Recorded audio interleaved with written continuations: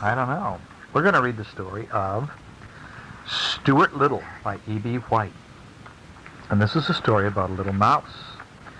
And we're not going to read it all tonight because it's already 9:30. It's December 7th, 1992. You know the date, don't you, Hunter? Because Hunter's in first grade. Is this Charlotte's Web? Is this Charlotte's Web? No, it's not Charlotte's Web, honey. It's a story about a little mouse. See him? And his name is Stuart We Little. don't even have Charlotte's Web. No, but I'll get you the book of Charlotte's Web if you want to. The same man wrote it. Oh, You remembered that, didn't you, Cheyenne, when I told you that the man that wrote Charlotte Web also wrote a book called Stuart Little. And we are going to now read it. And this is chapter 1, and it's called In the Drain.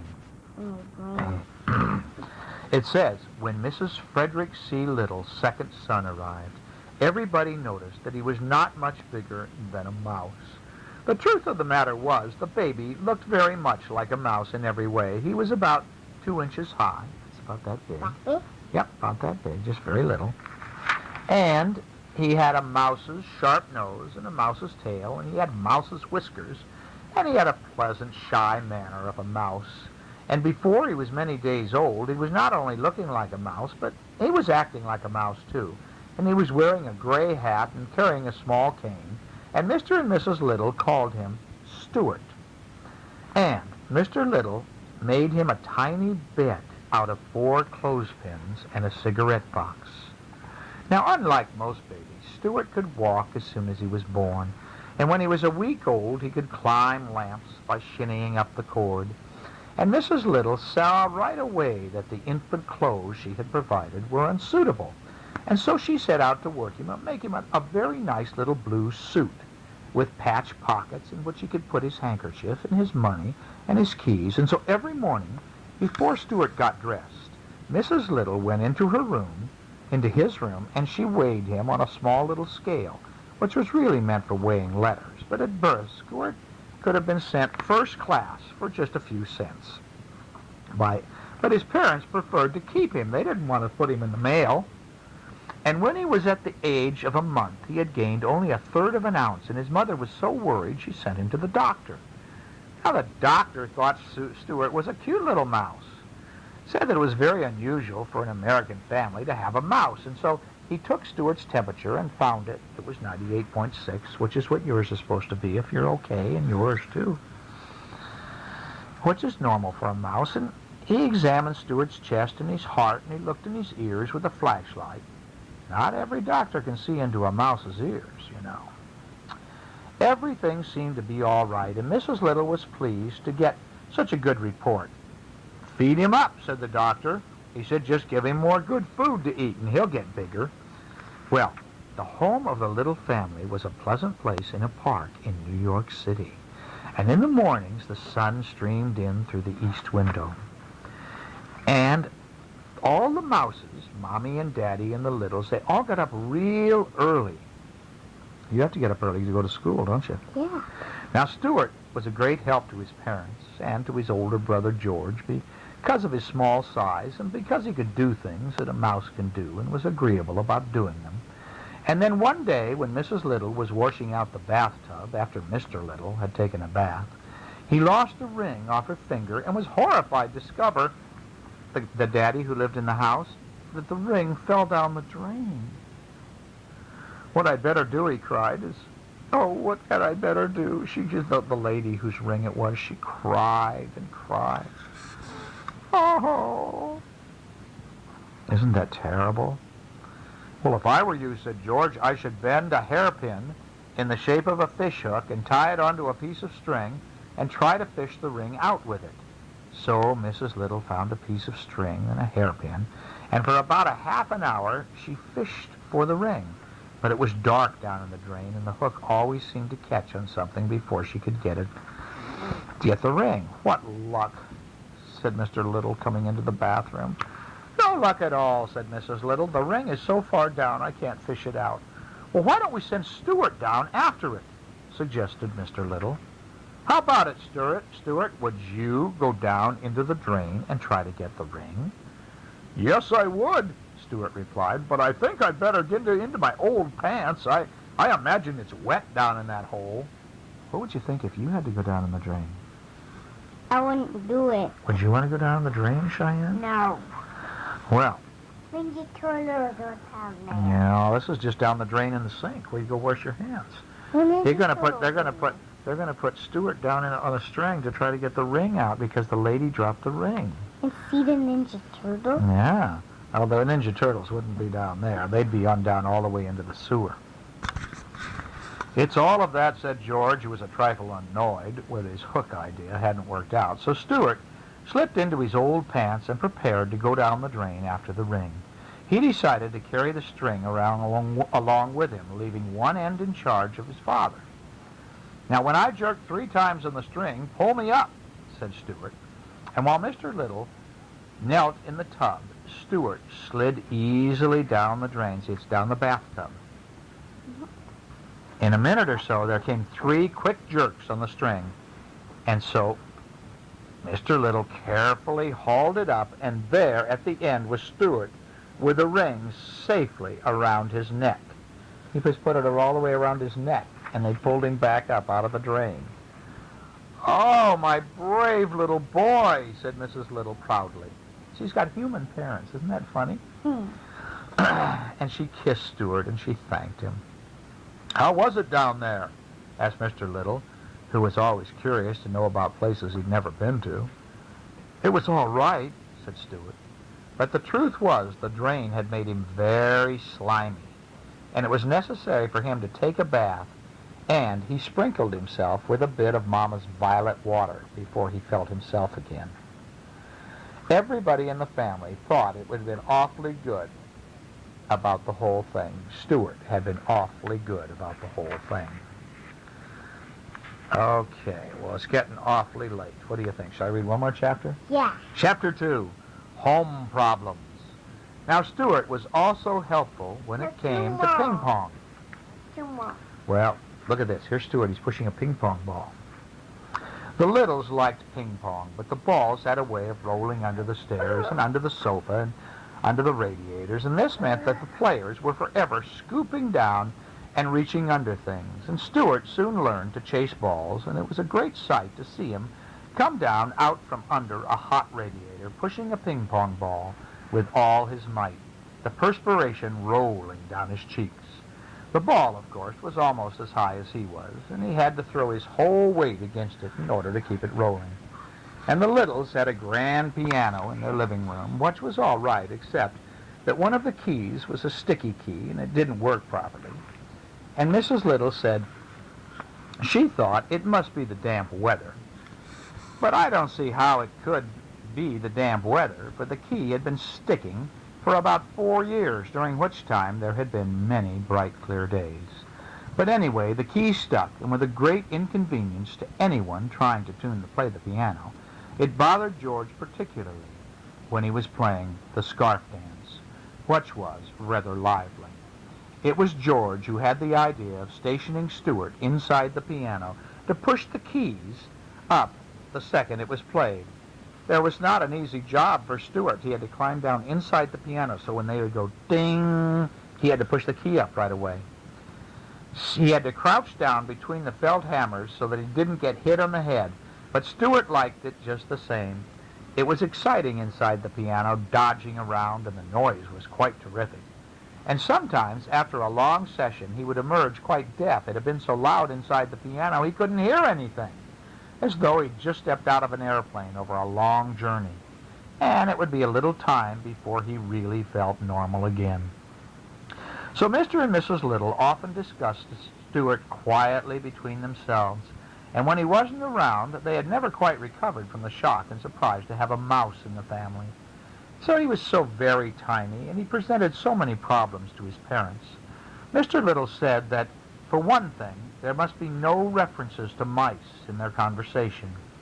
He made Mrs. Little tear from the nursery songbook about he had to tear out the page because there's this page in the songbook that goes, 3 blind mice, see how they run. How's it go?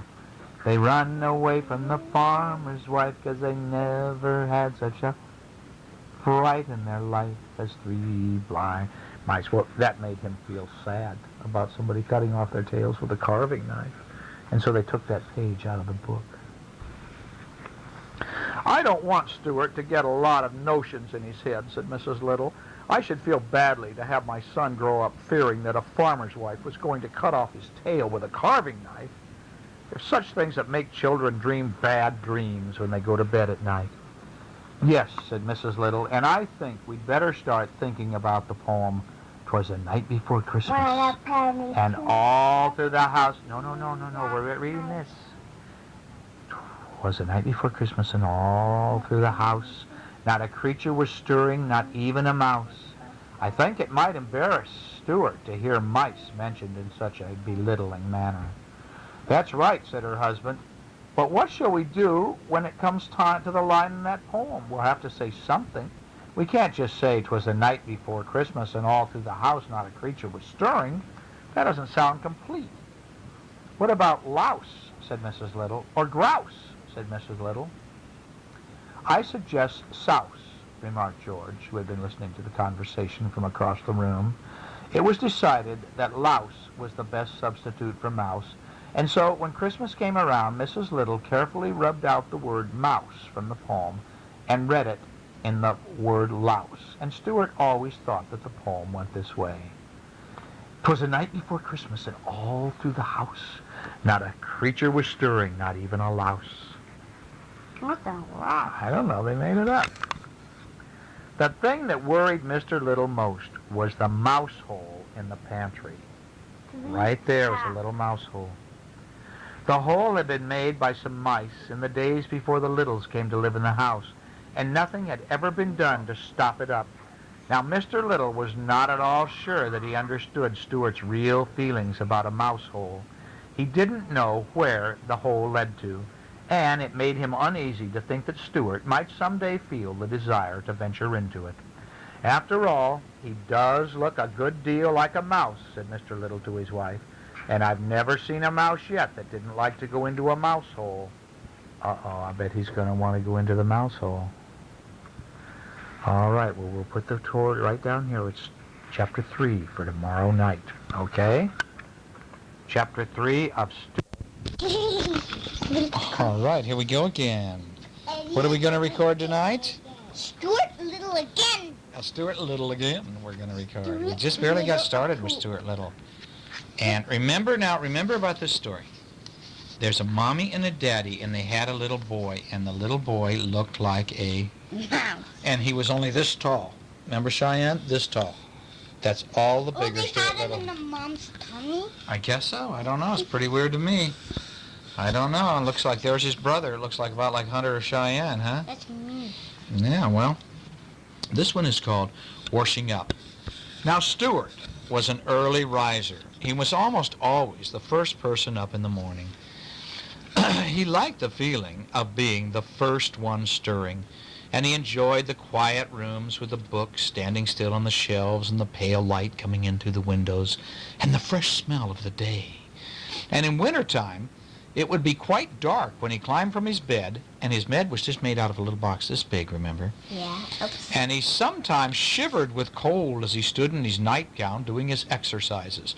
Stuart touched his toes 10 times every morning to keep himself in good condition. Stuart? He had seen his brother George do it, and George had explained that it kept his stomach muscles firm and was a fine abdominal thing to do. Is that what you do it for? Is you exercise like that to keep your stomach muscles Oh, firm? but here's his butt. His butt showing, for heaven's sake. After exercising, Stuart would slip on his handsome wool wrapper, tie the cord tightly around his waist, and he would start for the bathroom, creeping silently through the long, dark hall, past his brother and his mother and his father's room, past the hall closet where the carpet sweeper was kept, past George's room, and along by the head of the stairs until he got to the bathroom. Well, of course, the bathroom would be dark, too, but Stuart's father had thoughtfully tied a long string to the pull chain of the light. Now the string reached clear to the floor, and by grasping it as high as he could and throwing his whole weight into it, Stuart was able to turn on the light. That was the light switch. So he'd have to grab the light switch and he'd go, and he'd turn on the light. What do you think of that, Shy? That's funny. Yeah. Well, now he would swing on the string this way with his long bathrobe trailing around his ankles, and he looked like a little friar pulling the bell rope in an abbey. Now, to get to the wash basin, Stuart had to climb a tiny rope ladder which his father had fixed for him. George had promised to build Stuart a very special wash basin, only 1 inch high, and with a little rubber tube through it which the water would flow. But George was always saying that he was going to build something and then forgetting about it. So Stuart then just pushed ahead. And he climbed the rope ladder up to the family wash basin every morning to wash his face. He'd have to climb up the rope just to get up to wash his face or to brush his teeth. So, now Mrs. Little, his mother, had provided him with a doll-sized toothbrush, just a little tiny bitty toothbrush. How can I make one of those? I don't know how they'd even make one. And a doll-sized cake of soap, and a doll-sized washcloth, and a doll's comb, which he used for combing his whiskers. And he carried these things in his bathrobe pocket. And then when he reached the top of the ladder, he took them out and he laid them neatly in a row, and he set about the task of turning the water on. Now, since he was only this big, it was very hard for him to turn on the water. Poor Stuart Little, huh? Can't someone do it for me? Well, he likes to get up really early before everybody else gets up. Sometimes you wake up before anybody else, don't you? Yeah. And everybody else is still asleep? No, Willie gets to wake up before me. But not on Saturdays. Usually you're the first one awake on Saturdays. Yeah. Willie's still sleeping, Mom and Dad are still sleeping, and you wake up and you like to do things. You turn on the TV. I was asleep. Sometimes you're my late waker-upper and my late go-to-sleeper. But Hunter gets up early. Now, what if you were only this big and you couldn't get anybody to turn on the TV for you? I would say, someone come and help me. Well, we'd leave a string down so you could climb up the string over there by the TV and go, and you'd get up there and then you'd take that knob and you'd go like this. Okay. Think how hard it would be to turn that knob if you were a little, only 2 inches high. You haven't even turned it before. I've turned that knob before. It's not hard. Yeah. Well, how would you turn the channel? If you're only this tall, you'd have to crawl up and think. You know how big that knob would be if you were only 2 inches tall? It would be this big around to you. It would be like it had a knob like that because you only have little fingers this big.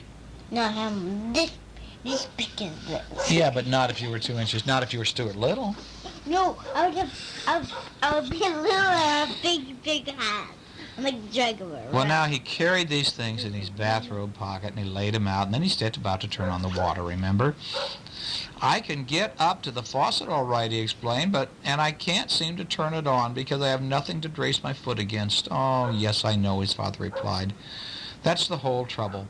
Well, George, who always listened to conversations whenever he could, his little brother, said that in his opinion they ought to construct a brace for Stuart. And with that, he got some boards and a saw and a hammer and a screwdriver and some bradawl and some nails, and he started to make a terrific fuss in the bathroom, building what he said was going to be a brace for Stuart. His little brother starts building something up there so that he can turn on the water. Well, Stuart, after examining the mess, turned to his father again. He said, maybe I could pound the faucet with something and turn it on away. And he could pound it with a hammer, go, pow, pow, pow. So Stuart's father provided him with a small, light hammer made of wood. And Stuart found that by swinging it 3 times around his head and letting it come down with a crash against the handle of the faucet, he could start a thin stream of water flowing, enough to brush his teeth in. Anyway, and he could moisten his washcloth, and so every morning after climbing to the basin, he would seize the hammer and he would pound and pound and pound. And the other people who were in their bed would hear the sharp plank, plank, plank of Stuart's hammer like a faraway blacksmith telling them that the day had come and that Stuart was trying to brush his teeth.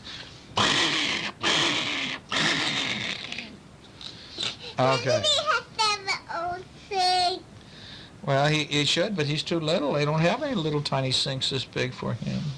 Isn't that terrible? Yeah. Well, Yeah. I know it's sad, isn't it? That's not. Well, one fine morning in the month of May, when Stuart was 3 years old, he arose early as was his custom, and he washed and dressed himself, and he took his hat and cane, and he went downstairs into the living room to see what was going on. Now, nobody was around but Snowbell, the white cat, who belonged to Mrs. Little. Now, Snowbell was another early riser, and this morning he was lying on the rug in the middle of the room. You going to be the little Snowbell? Yeah. All right, well, he's thinking about the days when he was just a kitten. "Good morning," said Stuart. "Hello," replied Snowbell sharply. "You're up early, aren't you?" And Stuart looked at his watch and said, "Yes," he said. "It's only 5 minutes past 6, but I feel good, and I thought I'd come down and get a little exercise." "I should think you'd get all the exercise you want up in that bathroom, banging and banging around and hitting the faucet with your hammer and waking us up, trying to get the water started, just so you can brush your teeth. Your teeth aren't really even big enough to brush anyway. Look at how big the cat is, and look at how big Stuart is."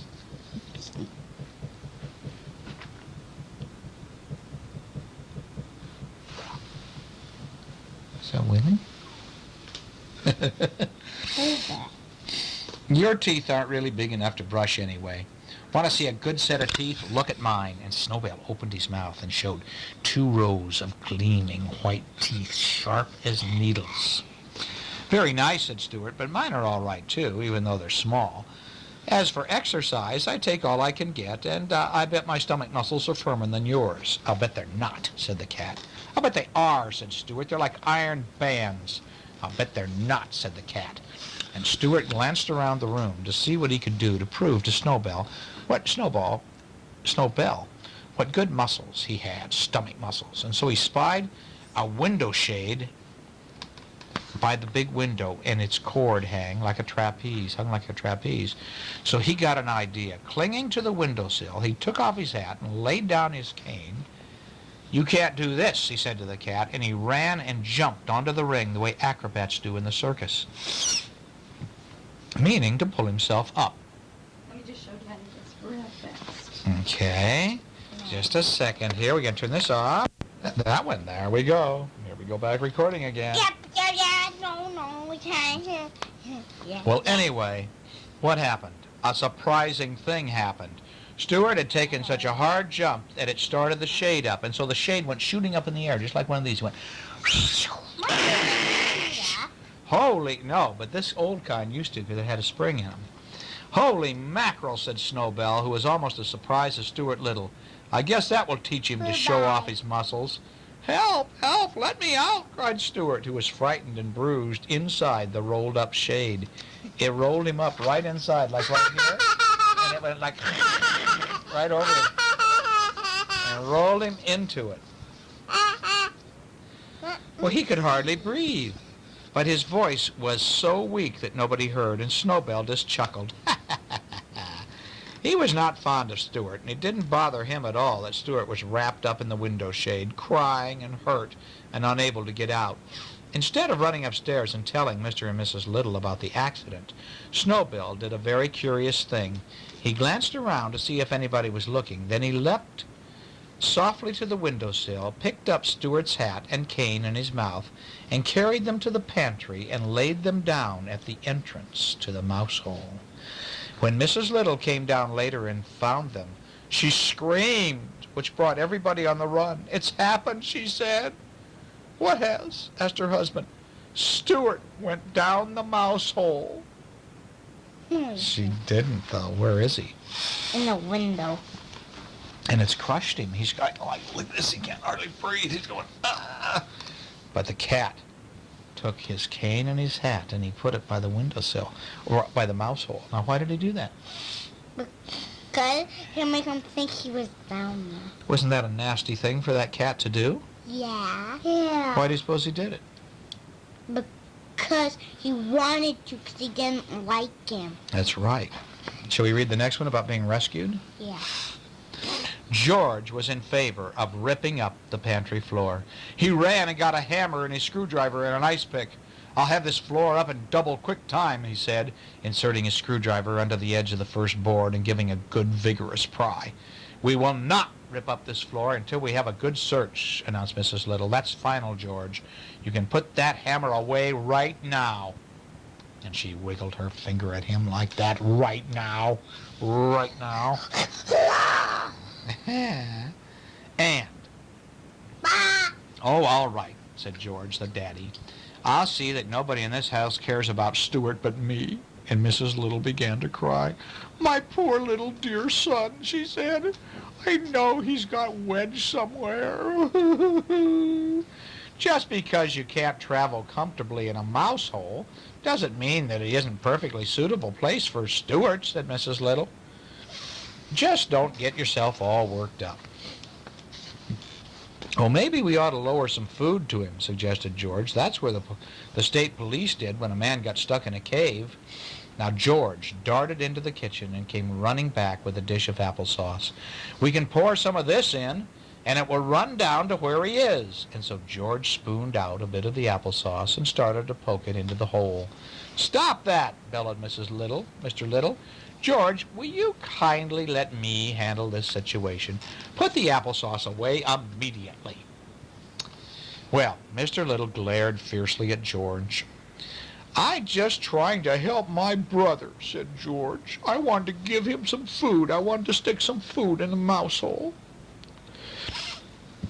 Well, let's all call Stuart, suggested Mrs. Little. It's quite possible that the mouse hole branches and twists around, that he's lost his way. Very well, said Mr. Little. I will count to 3, and then we will all call. And then we will all keep perfectly quiet for 3 seconds listening for the answer. And so he took out his watch. And Mr. and Mrs. Little and George got down on their hands and knees, and they put their mouth as close as possible to the mouse hole, and they all called, Stuart! And they all kept perfectly quiet for 3 seconds. And Stuart, from his cramped position inside the rolled-up shade, heard them. Here I am. Here I am. But his voice was so weak and was so far away that the family did not hear his answering cry. Again, said Mr. Little. 1, everybody yell on 3. 1, you guys help. 2, 3. Stuart!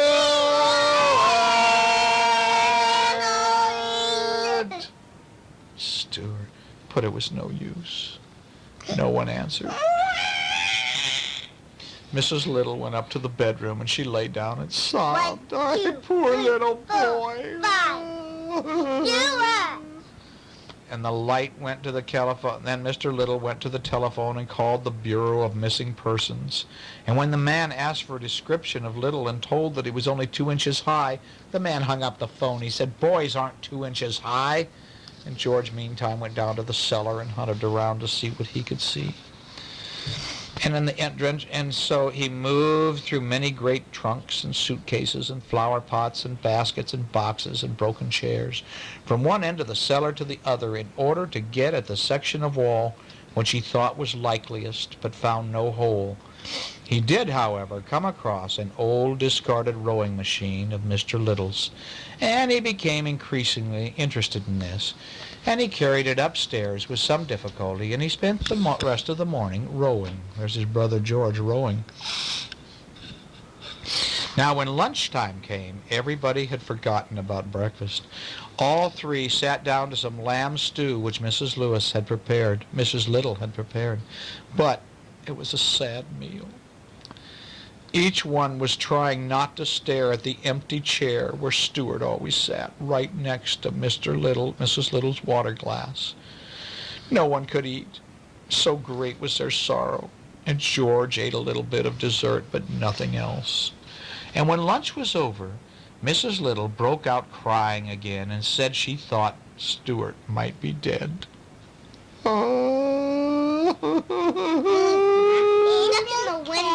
He is not dead. Oh, if he's dead, said George, we ought to pull down the shades all through the house. And he raced around and began to pull down the shades. George, shouted Mr. Little in an exasperated tone, if you don't stop acting like an idiot, I'll have to punish you. We are having enough trouble today without having to cope with your foolishness. But George had already run into the living room and had begun to darken it to show his respect for his poor brother who had passed on.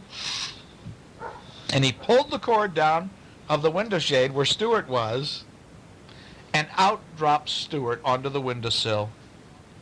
Well, for the love of Pete, said George, look who's here, Mom. It's about time somebody pulled down the shade, he said Stuart Little. That's all I can say. And he was quite weak, and he was kind of hurt, and he was hungry. Mrs. Little was so overjoyed to see him that she kept right on crying. Of course, everybody wanted to know what had happened. It was simply an accident that might happen to anybody, said Stuart. As for my hat and cane being found at the entrance of the mouse hole, you can draw your own conclusions. Uh-oh. It looks like Stuart is going to go out into the world, into the city. And that's where we'll start tomorrow. Is this a good book? Yeah. Do you like it? Yeah. All righty. But 1, 2, 3. It's just for kids. Just for kids, huh? Well, tonight now, here we are tonight, and where are we? We're in Cheyenne's room tonight, and tonight it's December 9th, 1992. It's almost Mama's birthday. Tomorrow morning, it'll be Mama's birthday, won't it? And I'm saying Yeah, yeah. the buddy's Mama's birthday. That's right, and you got to come in the morning and tell her happy birthday, Mama. Huh, will you? Yeah. Okay, we remember to tell her happy birthday in the morning? I'll say happy birthday, Mommy. No, that's I'll great. say happy birthday, Mama. I know you both will. Well, listen, we're reading Stuart Little, and we're back now. This is chapter 6, and it's called A Fair Breeze. And it said that one morning, when the wind was from the west, Stuart put on his sailor suit and his sailor hat, and he took his spyglass down from the shelf, and he set out for a walk. Full of the joy of life and fear of dogs, with a rolling gait, he sauntered along toward Fifth Avenue, keeping a sharp lookout. Whenever he spied a dog through his glass, Stuart would hurry to the nearest doorman, climb up his trouser leg, and hide in the tails of his uniform. And once, when no doorman was handy, he had to crawl into yesterday's paper and roll himself up into the second section till danger was past. See, look at this. Here's a little dog here. And that little dog would probably eat him up. I don't know if dogs would eat mouses. I don't know if they would either, but he's scared of them, of course. Yeah, but once Scud was chewing on one. He was chewing on a mouse? Oh, yuck. Remember? That's right, he was. I remember. Well, it says, at the corner of Fifth Avenue, there were several people waiting for the uptown bus, and Stuart joined them. Nobody noticed him because he wasn't tall enough to be noticed. I'm not tall enough to be noticed, thought Stuart, yet I'm tall enough to want to go to 72nd Street. And when the bus came into view, look at here he is. He's on the guy's pant leg, isn't he? Yeah, to get out. He wants to get up on the bus. When the bus came into view, all the men waved their canes and briefcases at the driver, and Stuart waved his spyglass, and then, knowing that the step of the bus would be way too high for him, Stuart seized hold of the cuff of a gentleman's pants and was swung aboard without any trouble or inconvenience whatsoever. Now, Stuart never paid any fare on buses because he wasn't big enough to carry an ordinary dime. The only time he had ever attempted to carry a dime, he had rolled a coin along like a hoop while he raced along beside it. But it had got away from him on a hill and had been snatched up by an old woman with no teeth. Now, after that experience, Stuart, honey, put this down now. No, come on, just put that down while we're reading, okay?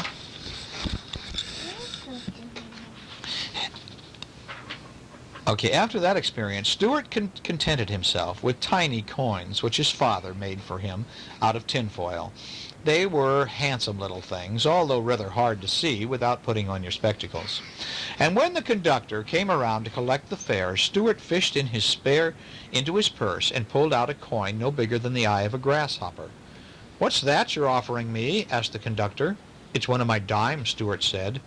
"Is it now?" said the conductor. "Well, I'll have a fine time explaining that to the bus company. Why, you're no bigger than a dime yourself." "Yes, I am."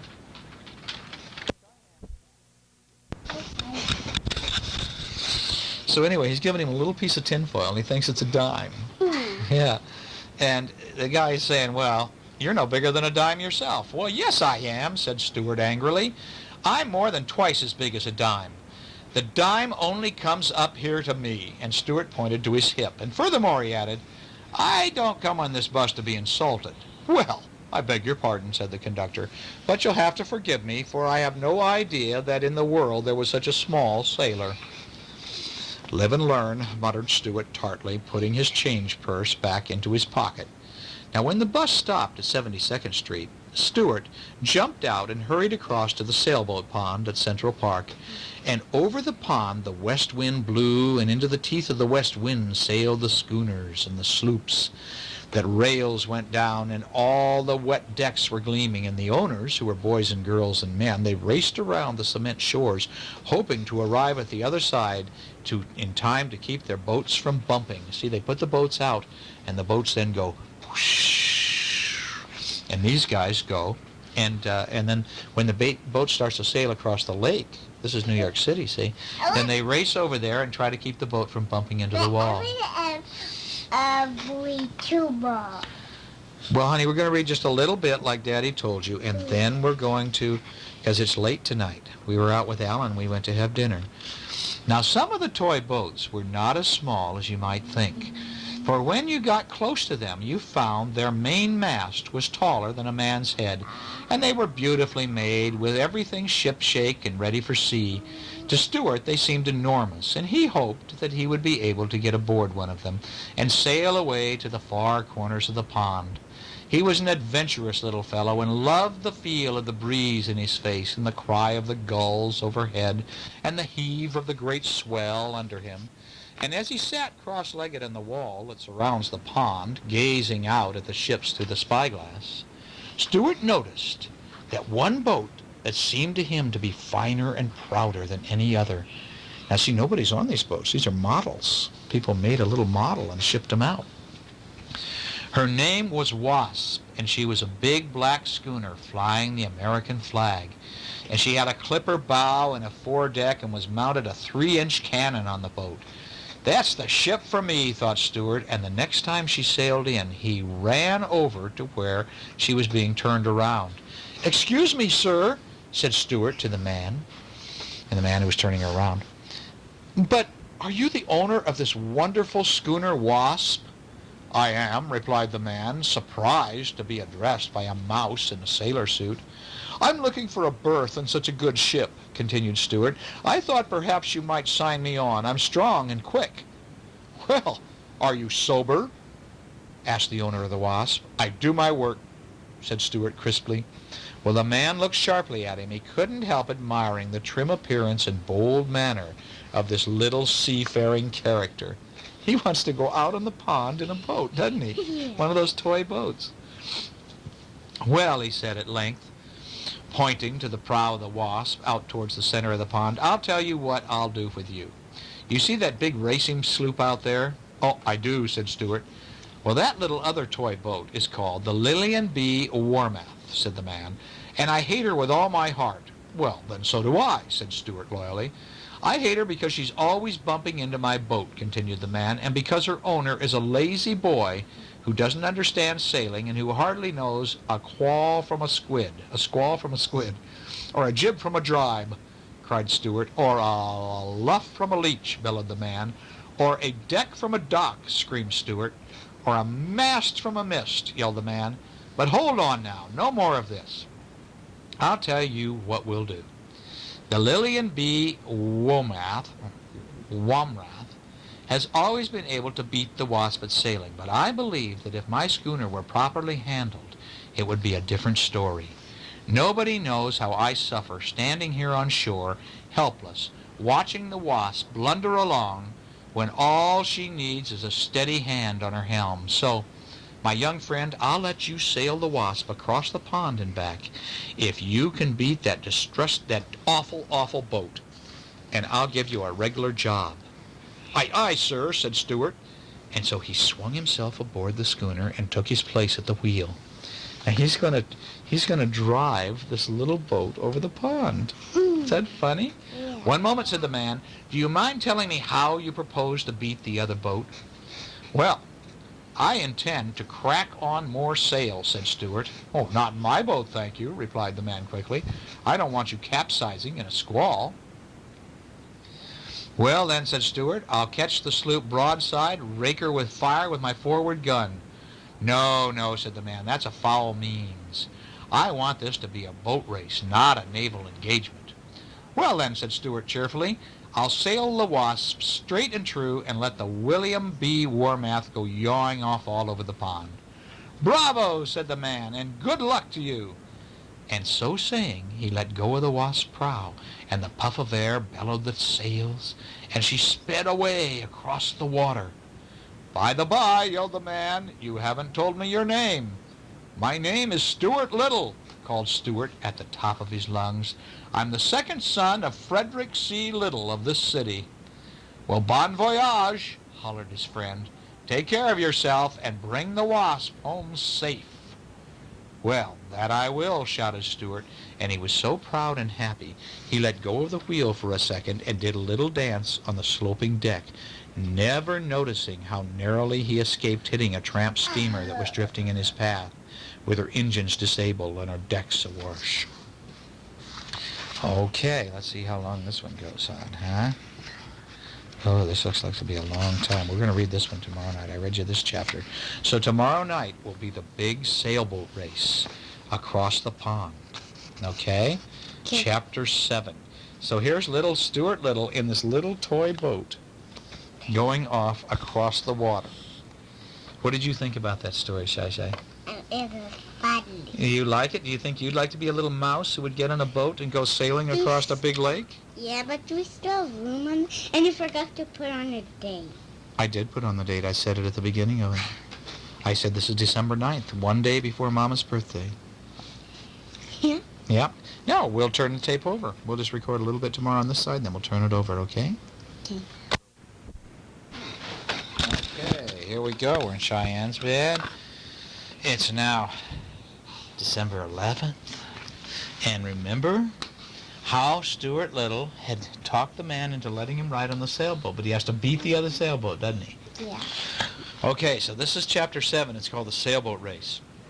When the people in Central Park learned that one of the tail sailboats was being steered by a mouse in a sailor suit, they all came running, and soon the shores of the pond were so crowded that a policeman was sent from headquarters to announce that everybody would have to stop pushing, but nobody did. People in New York like to push each other. The most excited person of all was the boy who owned the Lillian B. Woolmuth. He was a fat, sulky boy of 12 named Leroy, and he wore a blue serge suit and had a white necktie stained with orange juice, where he'd spilled orange juice on it. "Come back here," he called to Stuart. "Come back here and get on my boat. I want you to steer my boat. I will pay you $5 a week, and you will have every Thursday afternoon off and a radio in your room." "Well, I want to thank you for your kind offer," replied Stuart, "but I'm happy to be aboard the Wasp. Happier than I have ever been before in my life." And with that, he spun the wheel over smartly and headed his schooner down toward the starting line, where Leroy was turning his boat around by poking it with a long stick, ready for the start of the race. "I'll be the referee," said a man in a bright green suit. "Is the Wasp ready?" "Ready, sir."